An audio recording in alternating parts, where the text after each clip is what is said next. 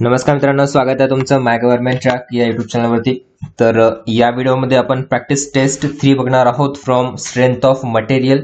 तर याआधी आपण 2 प्रॅक्टिस टेस्ट पाहिलेले आहेत। जर तुम्ही त्या पाहिलेल्या नसतील तर त्याआधी बघून घ्या, ठीक आहे। त्यामध्ये पण आपण बरेचसे क्वेश्चन्स कव्हर केलेले आहेतच। तर आजची ही प्रॅक्टिस टेस्ट 3 आहे फ्रॉम स्ट्रेंथ ऑफ मटेरियल। तर चला स्टार्ट करूया। पण बिफोर दॅट, जर तुम्ही चॅनलवरती नवीन असाल आणि अजूनपर्यंत जर सबस्क्राइब नसेल केलं तर सबस्क्राइब करून बेल आयकॉन प्रेस करा, जेणेकरून अशाच प्रकारचे अपडेट्स तुम्हाला मिळत राहतील। आणि जर तुम्हाला टेस्ट सिरीज अटेम्प्ट करायची असेल तर तुम्ही माय GOV ट्रॅक या नावाचं प्ले स्टोअरवरती ॲप्लिकेशन आहे, तर ते तुम्ही इन्स्टॉल करून तिथे त्यामध्ये जे काही कोर्सेस आहेत त्यातील काही फ्री टेस्ट तुम्ही अटेम्प्ट करू शकता आणि टेस्ट सिरीज सुद्धा तिथून एनरोल करू शकता। चला तर स्टार्ट करूया। फॉर फर्स्ट क्वेश्चन, पहिला क्वेश्चन आहे, a cube subjected to 3 mutually perpendicular stress of equal intensity P experience a volumetric strain. तर काय सांगितलं, एक क्यूब आहे, 3 mutually perpendicular stress of equal intensity P त्याच्यावरती एक्झर्ट करतायत, तर व्हॉल्यूमेट्रिक स्ट्रेन विचारलाय, ठीक आहे। व्हॉल्यूमेट्रिक स्ट्रेन माहिती आहे तुम्हाला, कशाने डिनोट करतो आपण, एप्सिलॉन V ने, ठीक आहे। तर या क्वेश्चनचं करेक्ट आन्सर जे काय असेल ते तुम्ही कमेंट बॉक्समध्ये देऊ शकता। तुमच्याकडे 5 सेकंड्स आहेत। ऑप्शन्स आहेत 3P/E into 2/m-1, option B 3P/E into 2-m, option C आहे 3P/E 1-2/m आणि ऑप्शन डी जे आहे ते E/3P इंटू 2/m-1। तर करेक्ट आन्सर जे असेल ते असेल ऑप्शन सी। बघू शकता तुम्ही, व्हॉल्यूमेट्रिक स्ट्रेन म्हणजे काय असतं, 3σ/E। जर आपण प्रेशर किंवा स्ट्रेस जर सिग्माने डिनोट करत असो तर 3σ/E इंटू 1-2μ, ठीक आहे। आणि इथेच म्यू म्हणजेच काय आहे, 1/m, ठीक आहे। तर यावरनं करेक्ट आन्सर काय आहे, option C 3P/E into 1-2/m, ठीक आहे। Next question, the stress induced in a body when suddenly loaded is dash the stress induced when same load is applied gradually, ठीक आहे। दोन याच्यामधला विचारले तुम्हाला, एक तर स्ट्रेस विचारलाय, सगळ्यात इम्पॉर्टंट गोष्ट काय विचारले, stress induced body when suddenly loaded. Suddenly loaded केल्यानंतर स्ट्रेस काय असेल ऍज कम्पेअर टू जेव्हा लोड आपण ग्रॅज्युअली अप्लाइड करतो, ठीक आहे। ऑप्शन आहे इक्वल टू 1/2, ट्वाइस किंवा 4 टाइम्स। जे काही करेक्ट आन्सर आहे ते कमेंट बॉक्समध्ये देऊ शकता। तुमच्याकडे 5 सेकंड्सचा टाइम आहे। इझी प्रश्न आहे, एक्झाम मध्ये विचारला पण जाऊ शकतो, ठीक आहे। तर या क्वेश्चनचा करेक्ट आन्सर आहे ट्वाइस। तर stress induced in a body when suddenly loaded is twice as compare to stress induced when the load is applied gradually, ठीक आहे। हे तर झालं स्ट्रेसच्या बाबतीत। असंच स्ट्रेन एनर्जी सुद्धा आहे, strain energy induced in body when suddenly loaded is dash times the strain energy induced when the same load is applied gradually. या क्वेश्चनचा आन्सर तुम्ही कमेंट बॉक्समध्ये देऊ शकता की स्ट्रेन एनर्जी असेल तर तिथे काय कंपॅरिझन असतं, ठीक आहे। नेक्स्ट क्वेश्चन,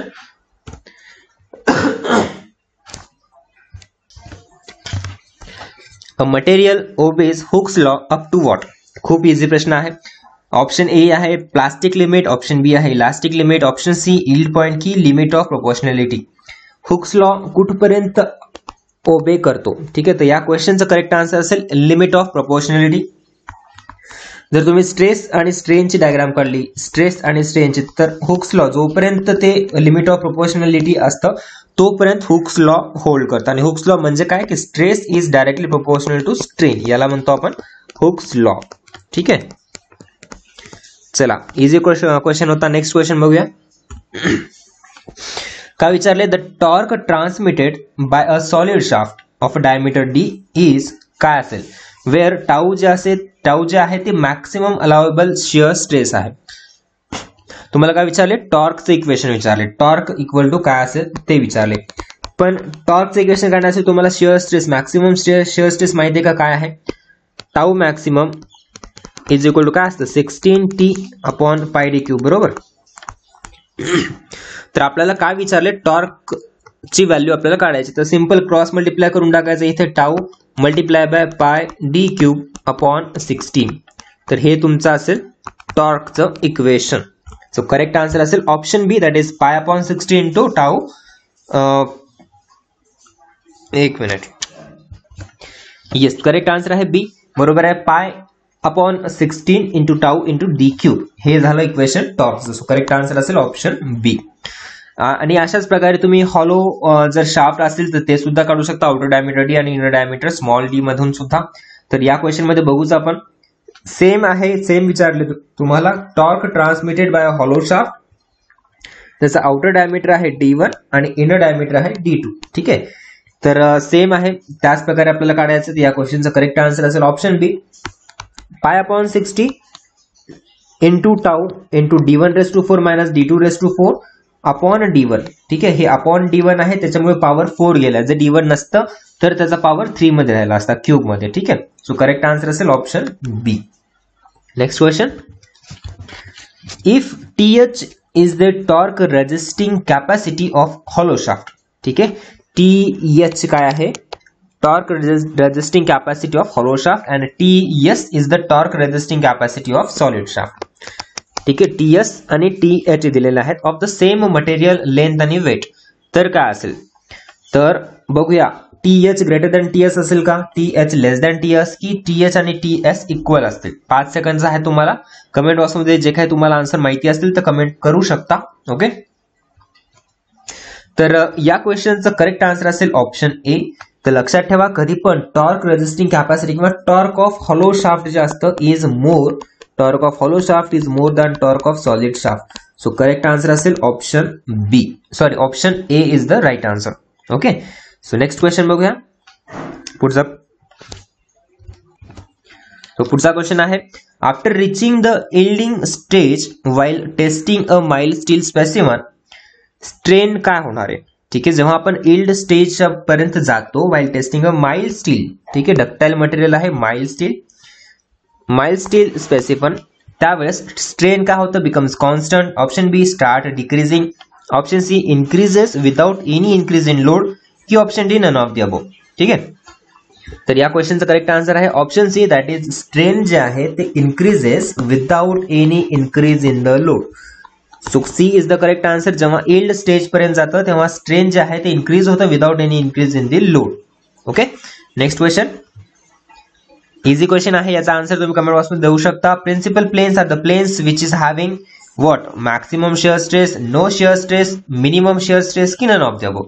5 सेकंड आहेत. करेक्ट आन्सर जे काय असेल ते कमेंट बॉक्समध्ये देऊ शकता. ठीक आहे, ए बी सी डी कुठला आन्सर यापैकी करेक्ट असेल about principal planes. So correct answer is option B. Principal plane म्हणजेच काय, की असे प्लेन त्याच्यावरती शिअर स्ट्रेस जे असतं ते 0 असतं. ठीक आहे, no shear stress acting on principal planes. So B is the right answer. पुढचा प्रश्न. If slenderness ratio for a column is less than 80, slenderness ratio आपण लॅम्डाने डिनोट करतो आणि त्याचा रेशो काय असतो? LE अपॉन के, म्हणजे effective length to the least radiation of gyration. ठीक आहे, LE अपॉन के. तर काय म्हटलंय की slenderness ratio of a column is less than 80, less than 80, then it is said to be a short, long, medium, none of this. कुठला column म्हणतात आपण? ठीक आहे, तर इझी प्रश्न आहे. 5 सेकंद आहे तुमच्याकडे. आन्सर कमेंट बॉक्समध्ये देऊ शकता. तर जेव्हा लक्षात ठेवा स्लेंडरनेस रेशो हा लेस दॅन 80 असतो तर तेव्हा त्याला म्हणतो आपण short column. So C is the correct answer. तर मला सांगा की लॉंग कॉलम आपण कधी म्हणतो? जेव्हा स्लेंडरनेस रेशो किती असतो? हे तुम्ही याचा आन्सर तुम्हाला कमेंट बॉक्समध्ये द्यायचा आहे. ठीक आहे, तुम्हाला माहित असेल तर सांगा. लॉंग कॉलमच्या वेळेस स्लेंडरनेस रेशो किती असतो? ठीक आहे, कितीपेक्षा जास्त असायला पाहिजे. नेक्स्ट क्वेश्चन बघूया. True stress strain curve for a materials is plotted between what? True stress engineering ना विचारले, इथे त्यांनी विचारले ट्रू स्ट्रेस स्ट्रेन कर्व विचारले. ठीक आहे, तर ऑप्शन्स आहेत खूप सारे, बघू शकता. Load upon original cross section area, की load upon instantaneous cross section area, load upon instantaneous cross section area, आणि change in length per original length, की load per unit instantaneous area आणि instantaneous area upon original area. तर काय विचारले, म्हणजे कसं आहे की ट्रू स्ट्रेस स्ट्रेन कर्व आपण कशावरती प्लॉट करतो? सगळ्यात पहिलं तर हे माहित पाहिजे आपण ट्रू जे आहे ते प्रत्येक वेळेस इन्स्टंटेनियस एरिया, ठीक आहे, इन्स्टंटेनियस गोष्टीवरती ते ट्रू स्ट्रेस स्ट्रेन कर्व आपण प्लॉट करू शकतो. सो करेक्ट आन्सर असेल option B, load versus instantaneous cross section area, म्हणजे original area upon instantaneous area. याला म्हणायचं आपण ट्रू स्ट्रेस स्ट्रेन कर्व. ठीक आहे, next question. Hollow shaft of same cross section area as compare to solid shaft. आत्ताच आपण discuss केलं होतं हॉलो शाफ्ट आणि सॉलिड शाफ्ट. तर याच्यापैकी त्यांनी काय विचारले, hollow shaft of same cross section area as compare to solid shaft transmit same torque, less, more की अनप्रेडिक्टेबल टॉर्क. तर 5 सेकंड आहेत, कमेंट बॉक्समध्ये कमेंट करू शकता. किंवा या आधीच्या क्वेश्चन मध्ये मी ऑलरेडी डिस्कस केले की जे हॉलो शाफ्ट असतात त्याच्यामध्ये टॉर्क जो असतो तो जास्त असतो as compare to solid shaft. So correct answer काय असेल, more torque. C is the right answer. Okay, next question. A steel bar of 5 mm diameter. Okay, हे काय दिले तुम्हाला, डायमीटर दिले. स्टील बार त्याचं डायमीटर आहे 5 mm is heated from 25 degree Celsius to 45 degree Celsius. T1 to T2 मध्ये ते heat करते. And it is free to expand. सगळ्यात इम्पॉर्टंट हे लाईन आहे, it is free to expand. The bar will induce no stress, shear stress, tensile stress की compressive stress. लक्षात ठेवा, जेव्हा पण आपण थर्मल स्ट्रेसेसचं काही एक्झाम्पल बघतो, जर एखादा बार किंवा एखादा कॉलम तर तो फ्री टू एक्सपांड असेल तर त्यामध्ये कधीच स्ट्रेस जनरेट होत नाही. त्याच्यामुळे करेक्ट आन्सर असेल no stress will be induced in that bar because it is free to expand. जर त्याला एक्सपांड करण्यासाठी थांबवलं असतं किंवा रेस्ट्रिक्ट केलं असतं, एक बार 2 जाग्यावरती फिक्स्ड केला असता तर त्या केसमध्ये तिथे थर्मल स्ट्रेसेस जनरेट झाले असते. पण एका जरी एंडला फिक्स्ड असेल पण दुसऱ्या एंडला फ्री असेल तर तिथे no stress. Okay, so correct answer असेल option A, no stress will be induced in that bar if it is free to expand. चला, तर हा होमवर्कचा क्वेश्चन आहे. या क्वेश्चनचा आन्सर तुम्हाला कमेंट बॉक्समध्ये द्यायचा आहे. The intensity of stress which causes unit strain. तर त्याला काय म्हणतो आपण, unit mass, modulus of rigidity, bulk modulus की मॉड्युलस ऑफ इलास्टिसिटी. ABCD कुठलं करेक्ट आन्सर आहे ते आन्सर तुम्ही कमेंट बॉक्समध्ये देऊ शकता. होमवर्कचा क्वेश्चन आहे, सर्वांनी आन्सर द्यायचं. आणि या व्यतिरिक्त जर तुम्हाला काही क्वेरीज असतील तर तुम्ही कमेंट बॉक्समध्ये कमेंट करू शकता. आणि जे विद्यार्थी अजूनपर्यंत चॅनलला सबस्क्राईब नसेल केलेलं आहे तर त्यांनी सबस्क्राईब करून बेल आयकॉन प्रेस करा, जेणेकरून अशाच प्रकारचे अपडेट्स तुम्हाला मिळत राहतील. आणि जर तुम्हाला पुणे मेट्रोसाठी टेस्ट सिरीज पाहिजे असेल, अटेम्प्ट करायची असेल तर तुम्ही माय जोबी ट्रॅक या प्ले स्टोअर ॲपला इन्स्टॉल करा आणि तिथून तुम्ही फ्री टेस्ट सुद्धा अटेम्प्ट करू शकता. ठीक आहे, thank you so much for watching this video. Thank you.